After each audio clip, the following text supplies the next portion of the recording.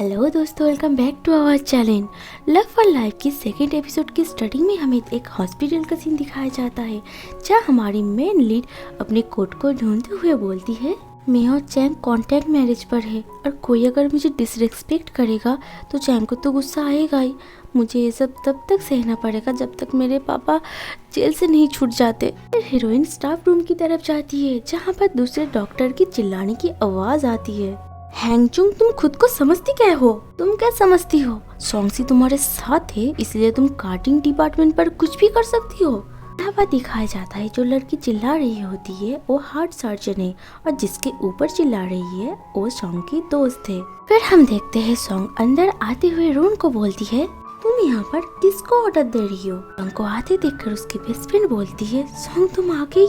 Ring ने Dong Dong को forcefully discharge कर दिया है हॉस्पिटल से। ये सुनकर हमारी सॉन्ग गुस्से में आकर उस लड़की को बोलती है, डोंग डोंग मेरी पेशेंट है, तुम उसे ऐसे कैसे निकाल सकते हो? रिन तो अपने बालक को फिराते हुए बोलती है, तुम्हारी पेशेंट हॉस्पिटल का बिल नहीं चुका पाई, उसे तो पहले ही निकाल फेंक देना चाहिए था। इस बात को सुनकर सॉन्ग तो गुस्से में आकर टेबल पर जोर से हाथ मारती है।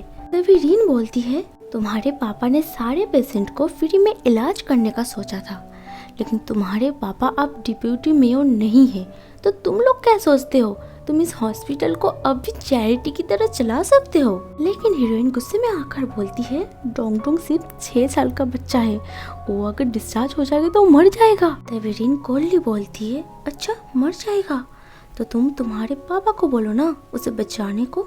दोनों बात कर ही रहे थे, तभी हॉस्पिटल का दिन अंदर आते हुए बोलता है, सो तुम लोग यहाँ पर हो, मिस सॉन्ग तुम मेरे साथ आओ। ओके दिन। फिर सॉन्ग दिन के पीछे पीछे जाने लगती है। ये देखकर रिन तो इविल की तरह सॉन्ग को घूरती रहती है। हम दिन के ऑफिस में देखते हैं, जहाँ दिन सॉन्ग से बोल रहा होता है, सॉन्ग मैंने सुना है कल रात मिस्टर चैंग 10 मिलियन देने का वादा किया है, क्या बात सच है?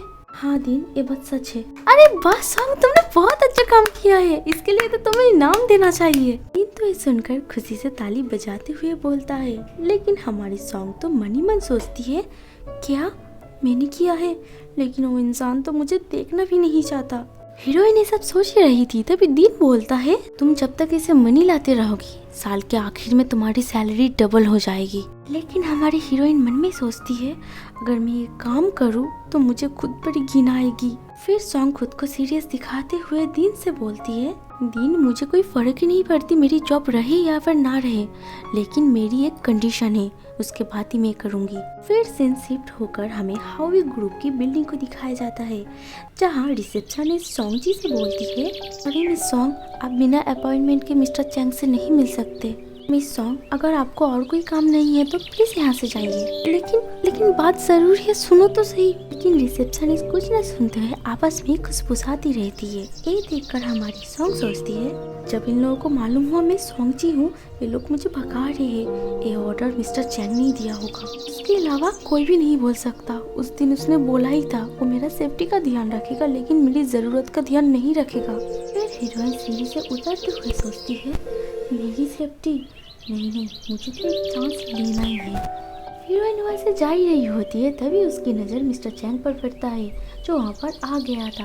फिर मिस्टर चैंग हीरोइन की हाथ पकड़ के खुद की तरफ खींचता है, जिसके कारण हीरोइन हीरो की बाहों में जाकर गिरता है। देखकर हीरोइन राहत की सांस छोड़ते हुए मन में सोचती है, आखिरकार ये यहाँ पर है।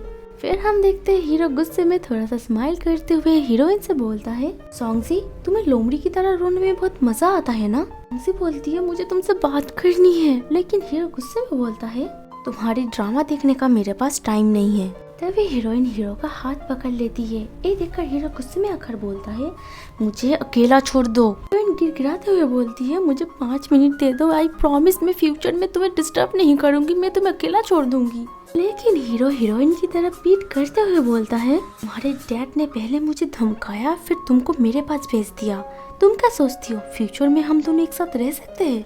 इतना बोलकर हीरो वहाँ से जाने लगता है। लेकिन हीरोइन तभी सामने आते हुए बोलती है, 1 मिनट रुको, हम दोनों समझौता कर सकते हैं। फिर हीरोइन अपना फोन को निकालते हुए बोलती है, हाँ मानती हूँ मेरे पापा के पास कोई भी पावर नहीं है, लेकिन उनके बड़े लोगों के साथ कनेक्शन अब भी है। अगर तुम्हें ज़रूरत है तो मैं इन सारे ऑफिसर को कांटेक्ट करूंगी जो नाइट सिटी में काम करते हैं। इस बात को सुनकर हीरो तो पहले चुप हो जाता है, फिर हीरोइन के हाथ को पकड़ के अपनी तरफ खींचते हुए बोलता है 10 मिलियन के लिए बहुत मेहनत कर रही हो। हाँ, हीरोइन बोलती है हाँ, तुम्हें कैसे पता? फिर हीरो बोलता है मुझे बहुत क्यूरियोसिटी हो रहा है, इसके बदले में तुम्हें दिन क्या देने वाला है?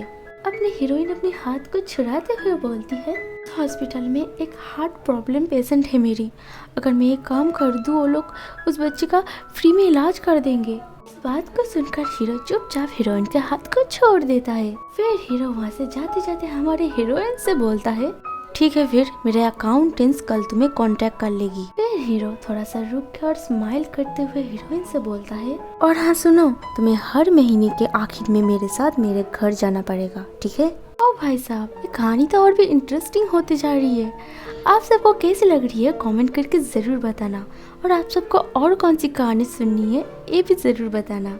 भाई कमेंट नहीं करोगे तो पता कैसे चलेगा? अगर वीडियो अच्छी लगी तो share, comment and subscribe. Thanks for watching, bye bye.